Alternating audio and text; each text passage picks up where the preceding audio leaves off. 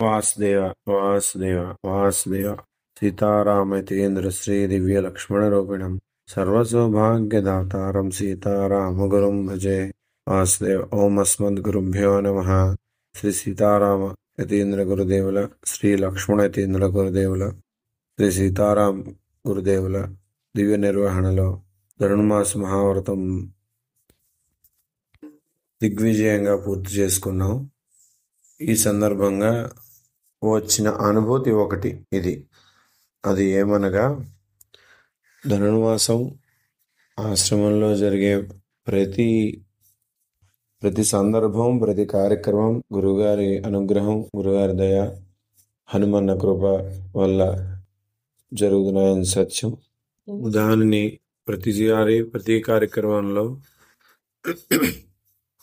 గురుగారు ప్రత్యక్షంగా చూపిస్తూనే ఉన్నారు. దాంట్లో ఒకానొక విశేషం, ఈ ధనుర్మాసంలో ముక్కోటి ఏకాదశి కూడారు వరుస రోజులు వచ్చిన క్రమం మనం గమనించాం. దీంట్లో ముక్కోటి కూడారి రెండు దివ్యమైన కార్యక్రమాలు, చాలా పెద్ద కార్యక్రమాలు, గురుగారి ప్రణాళికలు. దీంట్లో మనం గమనిస్తే ప్రసాదము, అలంకరణ, ఉత్తరద్వార అలంకరణ, వైకుంఠనాథ సన్నిధిలో, లక్ష్మీపతి స్వామి సన్నిధిలో అక్కడ ప్రసాదాలు, ఇక్కడ ప్రసాదాలు.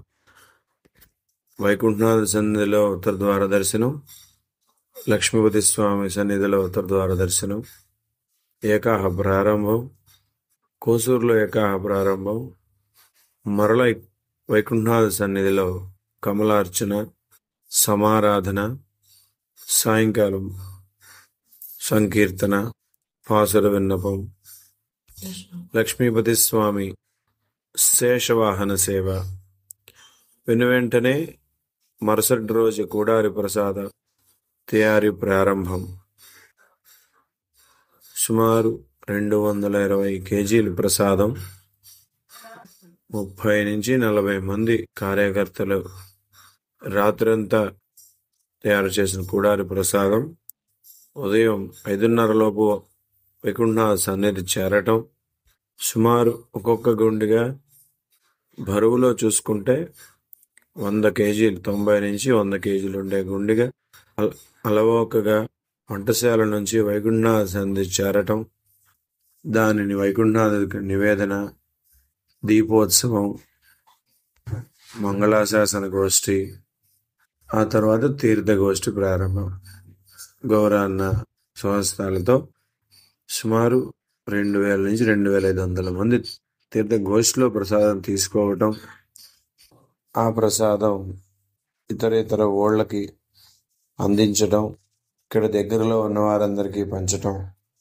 ఈ కార్యక్రమం అయ్యాక అన్న సమారాధన, మరల సాయంకాలం కార్యక్రమం సంకీర్తన, పాసుర విన్నపము, మిగిలిన కార్యక్రమంలో.